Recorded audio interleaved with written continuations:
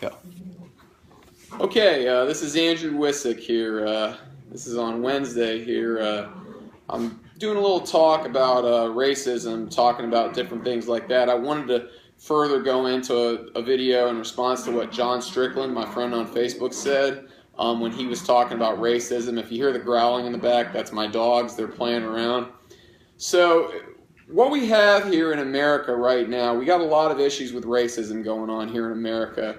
And the big thing about racism in America is, you know, what we have here and all this stuff going on, everyone's like, oh my God, what's all this stuff going on?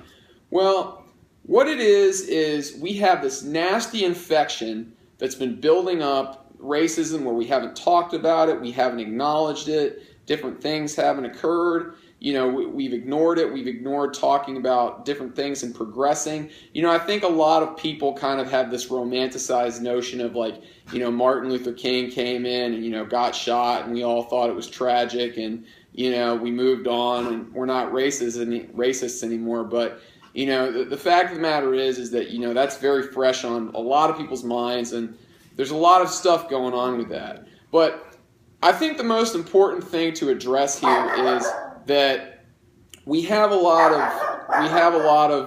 you know, issues as far as what racism is and how we define it. See, with racism in America today, the problem is that, you know, when you think of racism, there are different kinds of racism. See, when most people think of racism, they think of, you know, the N-word. They think of people saying the N-word and the Ku Klux Klan and stuff like that. And what that is racism. But what that is that's malicious racism. That's the very obvious form of racism that we have, that and it still goes on, but it's not as prevalent as it used to be. So that's a way in which things have improved. But the most prevalent form of racism we have in America today is we white people. What we are is we are subconsciously structurally racist. Whether we realize it or not, you know, whether people realize it or not, a lot of people most feel comfortable with black people as athletes and entertainers. People feel, whether they realize it or not, feel uncomfortable with black people in other positions of power. You can say, well, you know, yeah, Obama's president, whatever, you know, but the reality is that, you know, there's a lot of structural racism, and there's a lot of tension there. Let me just preface this by saying that not all Republicans are racist, and that there's different kinds of racism, like I said, but the rhetoric towards the president in certain cases and in a decent amount of cases is. But in general, not just with the president, but people in general, we have a structural racism problem subconsciously. See, the problem is, and I'll give you a couple examples at work, and I'm going to say some things that sound kind of nasty, but just realize that I'm quoting people. I work in patient transport at Wake Forest Baptist Medical Center, and I talk to people, and, you know, I try and be friendly with all my patients that I talk to. And, you know, one day I was talking to this guy, and this guy, you know, I'm starting a conversation with him. I love sports. Anybody who knows me knows that I love sports. So I'm starting a conversation where, you know, we're talking about how I love the old NBA. Like, I love Larry Bird, I love Michael Jordan, I love Magic Johnson. Those are my favorite players. I love that stuff. You know, Isaiah Thomas is another one. I love that era of basketball. So I start this conversation with this guy, and we're talking about how those were good times in basketball, and that was, you know, how that was great, and how different things, you know, just like how frustrating it was to, you know, it is to watch basketball nowadays. And I'm talking to this guy, and this guy says, oh yeah, it was just great, you know, when Jordan played. And then the next thing he said, yeah, nowadays it's just the first nigger up the court. That's what he said. He said that to me. He said that to me. I'm white. He thinks that because I'm white, he can say that stuff to me. And obviously he likes watching basketball. He thinks it's okay, because he thinks that it's okay because I'm white, and he thinks that because, well, I like Jordan and I have black friends, it's still okay for me to use the N-word, and it's still and obviously, and I have this idea that I think that black people are great basketball players, and I think that, but it's okay for me to use the N-word, and it's okay for me to think that way. And and so that's one example, and it's horrible because he thinks that he looks at them as they're an entity, like it's like property, like they're there for his entertainment, and that he can say that because they're there for his entertainment. Another prime example is, a few years ago there was an athlete, there was a guy that played football for the Redskins named Dexter Manley. I don't know how many people have heard of him. John, I'm sure you've heard of him. But Dexter Manley played football at Oklahoma State, and he later went on for the Redskins. And he had a lot of issues with drugs and getting into cocaine, and he later admitted to being functionally illiterate. Well, one day I met this guy at the hospital, and we're chatting about football and wrestling and different things of that nature. And he talked about how he attended college at Oklahoma State to be a federal agent and do that kind of stuff. Well, he starts whispering to me and making remarks about Dexter Manley, and he starts talking about, like he whispers to me and he says, that he must have, man, he was probably dumb as a sack of rocks, but he just, God, he had the biggest legs, and they were huge, and just almost talking about him like he was an animal, and it was just like, Jesus, and of course I got to be professional in my job. I can't say, like, you're being kind of racist when you say this, but he's just, he's doing that. He's saying this stuff, and he's whispering to me because, again, he thinks that, because I'm white and he's white, he can say this stuff to me. And clearly his implication is, he's a big football player, he's dumb as a sack of rocks, but it's okay because, and that's the thing. And, a lot of people, they sit there and they say, well, it's okay, I have black friends, I'm not racist because I have black friends. Look at my black friends that I have. Or, I don't say the N-word because I'm not racist, and, I'm not racist because I don't say the N-word, or I have black friends, I have black friends. And he said it over and over again. Well, in psychology, what that is I'm sure some of you know, but that's called projecting. When you're having to reassure yourself that, I have black friends, okay, yeah, you have black friends. Why do you have to point out the fact that they're black?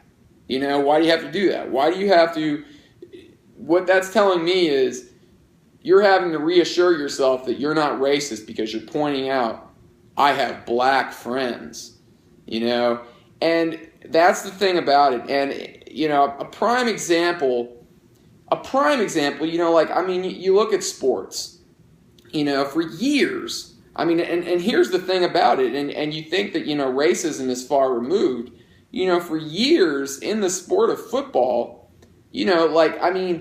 Bear Bryant wanted to get away from Kentucky because he wanted to get away from Kentucky because he didn't like the fact that he couldn't recruit black players, and the basketball coach, Adolph Rupp, didn't want to recruit black players at all. And Bryant wanted black players. But Bryant's motivation for wanting black players, Bear Bryant's motivation was, there was a story where he was playing a team with black players, and one time a black player broke free for a run, and he was running really fast by the sideline. And Bryant's remark when he saw the guy run fast was, he said, I got to get me one of those. Almost like it's an animal, almost like it's something where it's like it's my property, it's something like that. And, you look at that, and also if you look at the movie, Friday Night Lights, if you ever seen that movie or read that book, you look at, Boobie Miles, the star player in the movie, what happens is he busts his knee. And there's a part in the movie, and it talks about in the book, where there's a lady who's asking Coach Gaines, who's played by Billy Bob Thornton. She talks about, where's the beef, Coach? Where's the beef, Coach? You got to get people. You got Boobie Miles. You got to play him at linebacker. And Billy Bob Thornton's character, Gary Gaines, says, well, it's just that we're pretty concerned about him getting hurt. And she says, oh, bullshit. That big nigger ain't going to break. And it's like, that's looking at his property. And, and Boobie, when he busted his knee, no one gave a crap about him then. Bring in the next running back. Let's go look for the next fast guy. Let's Boobie's not getting an education. All he was going to do was be a professional football player. And he was interviewed on Friday Night Lights, and Boobie said, "I'm living proof you got to get an education."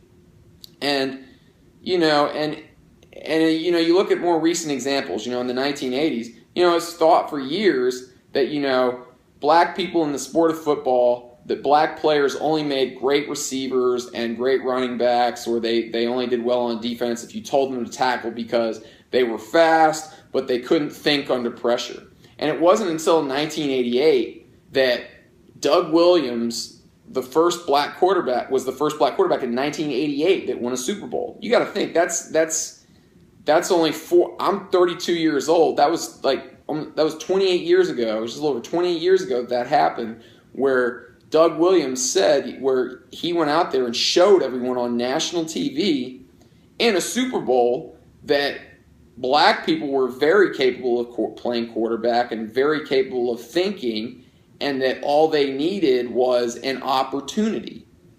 And you think about it, it's one of those things, Coach Dean Smith, when he was protesting, in the civil rights movement and stuff like that, when you think about the civil rights movement, you think of in the 1960s, and you think about Martin Luther King, and you think about, the images that were being shown on national TV that made a difference, that started to change people's minds, where you saw black people, protesting, doing nonviolent protesting, and you saw them getting hosed in the streets, and, they were turning the fire hoses on them, the dogs, and beating them, and the police were just beating them.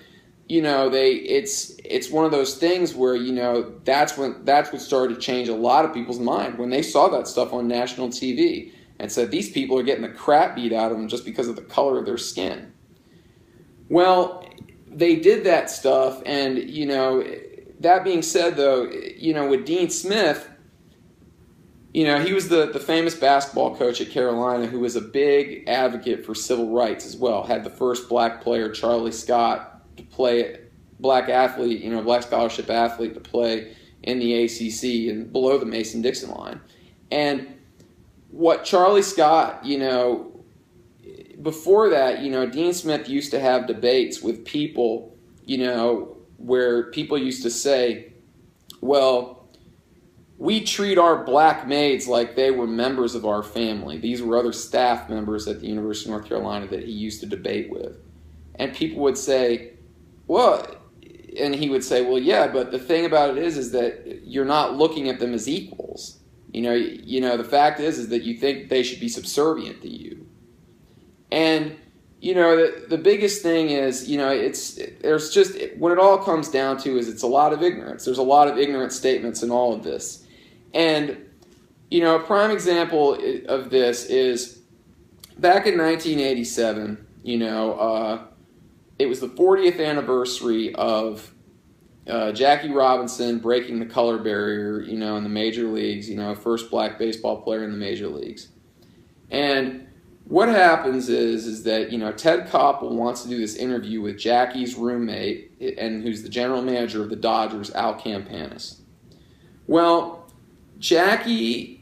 so they're interviewing Al Campanis, and Ted Koppel asks Al Campanis, he said, well, Al, why is it that you think that there aren't more black managers in baseball today?